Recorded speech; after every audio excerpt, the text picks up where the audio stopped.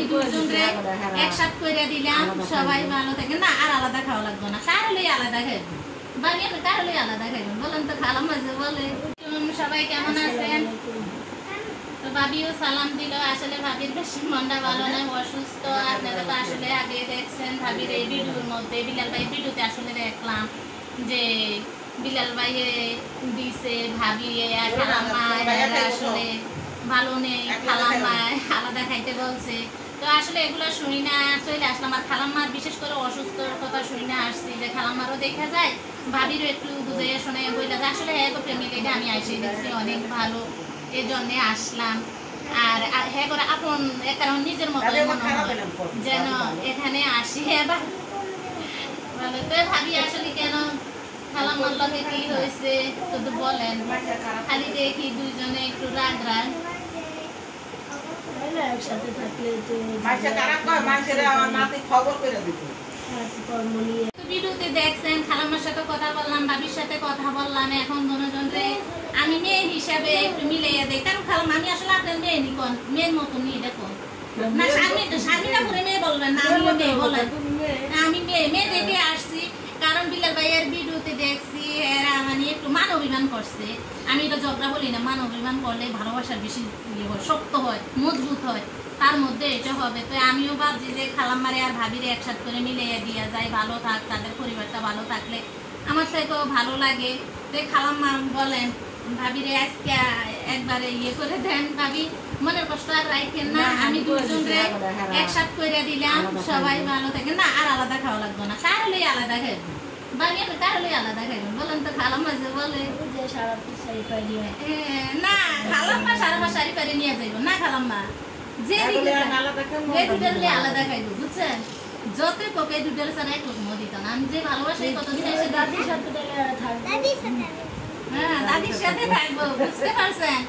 দাদির সাথে থাকবো তো আমার সাথে না দাদির সাথে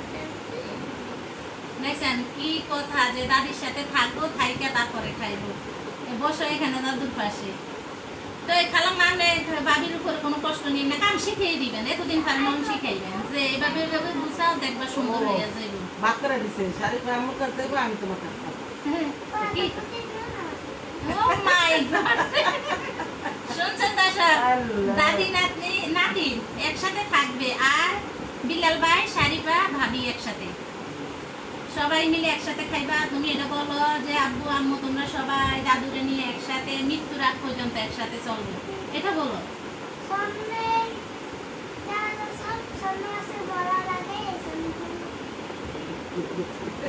বুঝতে পারছেন কিছু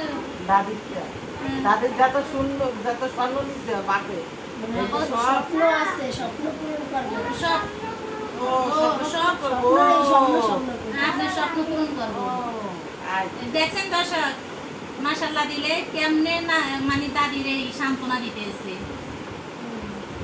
দেখেন রাগ করে থাকতে পারে এটা একটা মান অভিমান হয়েছে তো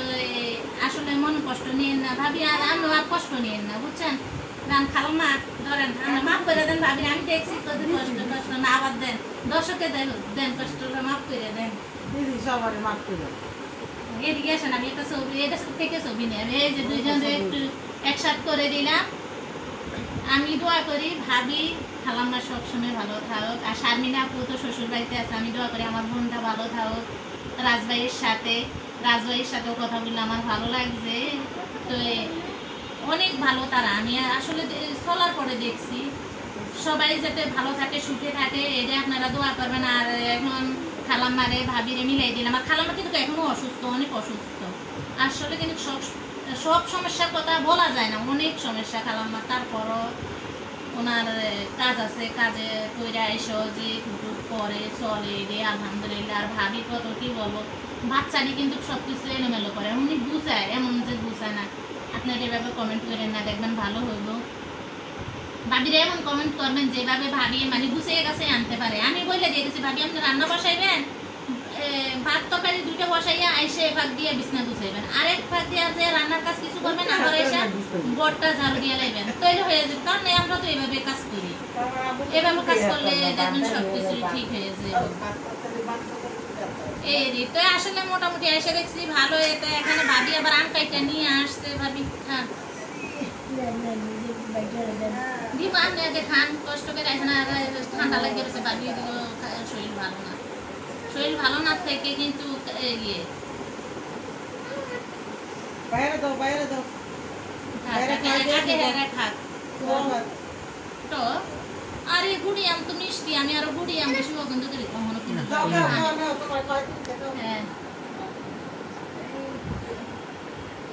হ্যাঁ রে ভাইয়ারে খাওয়াই দিতেছে ভাইয়ার কণ্ঠটা কেমন হ্যাঁ ভাইয়ার কণ্ঠটা কেমন ভাইয়া তো দেখতে অনেক সুন্দর আমরা কণ্ঠটা কেমন তুমি ভাইয়ের সাথে কথা বলো বা দেওয়া কণ্ঠটা কেমন সুন্দর খালাম্মা কিন্তু কাকে বলছে কি প্রথম একদিন আসছে প্রথম না কোনটা জন্মদিনে না আসছিলাম সারাফাতের জন্মদিনে আসছি রে তখনই খালাম্মা কিন্তু আমার কাছে শাড়ি ফেলে দিয়ে দিচ্ছে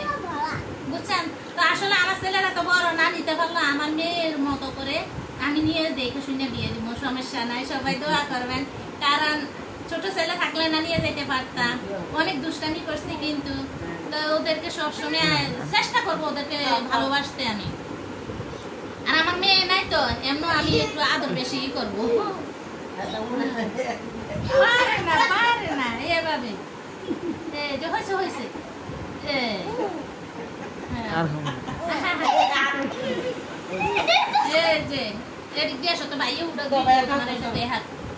শারিফা কিভাবে খাইতেছে কিন্তু ভাইয়ারে খাওয়াইয়া দিছে ভাইয়া মানে আমার ছোট ছেলে আসছে তো সাথে খাও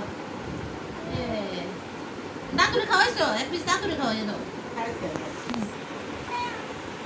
দেখছেন কি ভালোবাসা এগুলা খুইয়া জীবনে রাখ করে আলাদা খাইতে পারবো বলেন তো আমি আপনার খাওয়াই দেখ আমার মাখাইছো দেখে খেয়ে ফেলেন সবাই কিন্তু খাওয়াইয়া দিছে মাশাআল্লাহ মোহন ইয়ে হয় না